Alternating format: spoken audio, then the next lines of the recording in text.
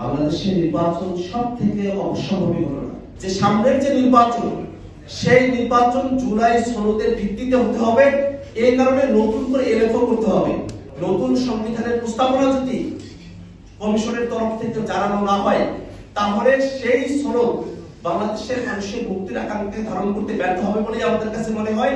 সরকার যেগুলো সময় নির্বাচন আয়োজন করতে পারে, সেটা ডিসেম্বরেও নির্বাচন আয়োজন করতে পারে যদি সেটা গণপরিষদ নির্বাচন হয়।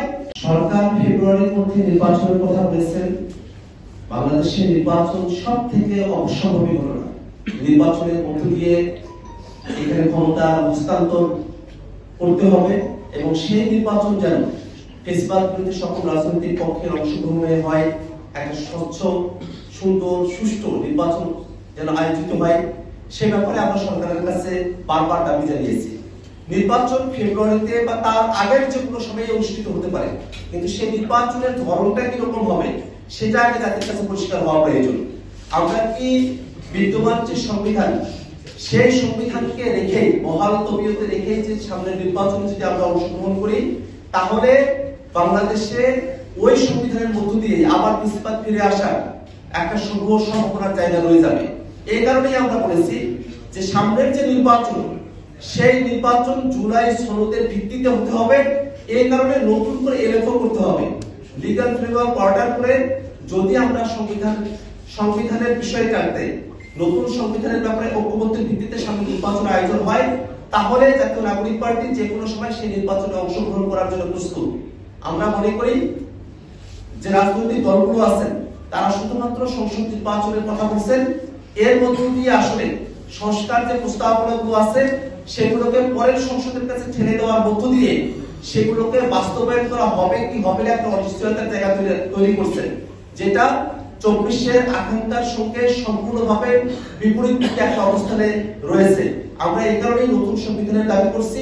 সরকার যেগুলো সময় নির্বাচন আয়োজন করতে পারে, সেটা ডিসেম্বরেও নির্বাচন আয়োজন করতে পারে যদি সেটা গণপরিষদ নির্বাচন হয় এবং সেই নির্বাচনের মধ্য দিয়ে একটা নতুন সংবিধান জাতিকে উপহার দেওয়া সম্ভব হয়।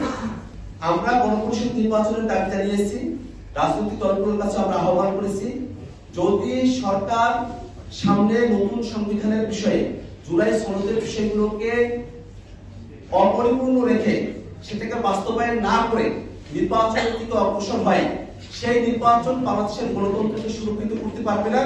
সেই নির্বাচনে জাতীয় নাগরিক পার্টি অংশগ্রহণ করবে কিনা সে ব্যাপারে আমাদের এখনো পর্যন্ত আমাদের মধ্যে সংশয়ের জায়গা রয়েছে।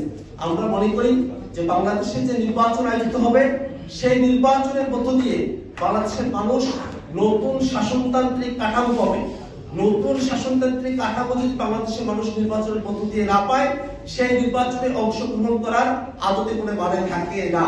এই কারণে নতুন সংবিধানের জন্য গণপরিষদ নির্বাচন করে সেই নির্বাচনে বাংলাদেশের যারা জনপ্রতিনিধিরা আসবেন, তারা জুলাই সনদকে গাইডিং প্রিন্সিপাল হিসেবে নিয়ে সেই বিষয়গুলোকে টেক্সট আকারে সংবিধানে অন্তর্ভুক্ত করবেন এবং তার মধ্য দিয়ে বাংলাদেশ ফেসিবাদী কাঠামো থেকে উত্তোলন করবে এবং সামনে বাংলাদেশে আর কোনো ফেসিবাদ যাতে ফিরে না আসে, সেই পথ বাংলাদেশে সুনির্দিষ্টভাবে, সুনিশ্চিতভাবে প্রতিষ্ঠিত হবে, এই আশাবাদী আমরা রাখতে চাই।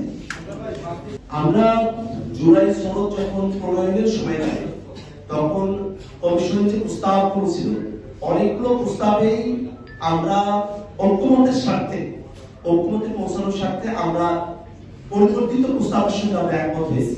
যেমন কমিশন এনসিসির কথা বলেছিলেন, একটা সাংবিধানিক কাউন্সিল যার মধ্য দিয়ে আসলে বাংলাদেশের সাংবিধানিক এবং সংবিধিবদ্ধ প্রতিষ্ঠানগুলোতে নিয়োগের একটা বডি তৈরি করা হবে এবং তার আরো কিছু কার্যক্রম সেখানে বিবৃত করা আছে, যেমন তত্ত্বাবধায়ক সরকার উপদেষ্টা নিয়োগ থেকে শুরু করে নিয়ে।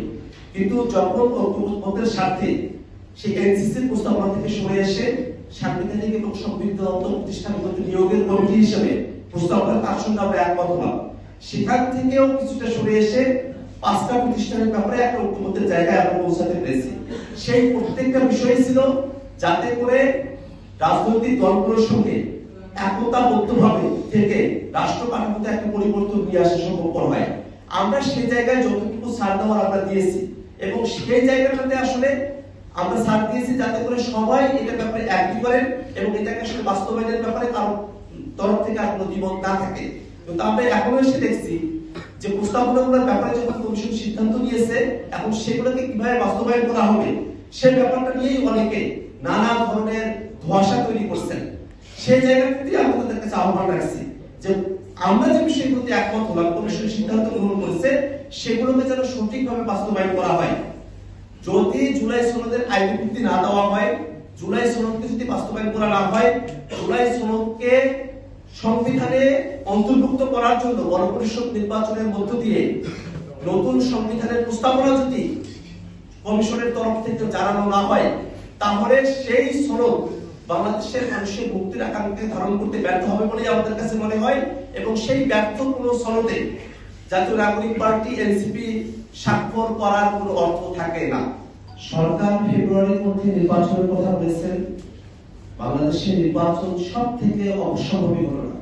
নির্বাচনের মধ্য দিয়ে এখানে ক্ষমতা হস্তান্তর করতে হবে এবং সেই নির্বাচন যেন ফেসিবাদ বিরোধী সকল রাজনৈতিক পক্ষের অংশগ্রহণে হয়, একটা স্বচ্ছ, সুন্দর, সুষ্ঠু নির্বাচন যেন আয়োজিত হয়, সে ব্যাপারে আমরা সরকারের কাছে বারবার দাবি জানিয়েছি।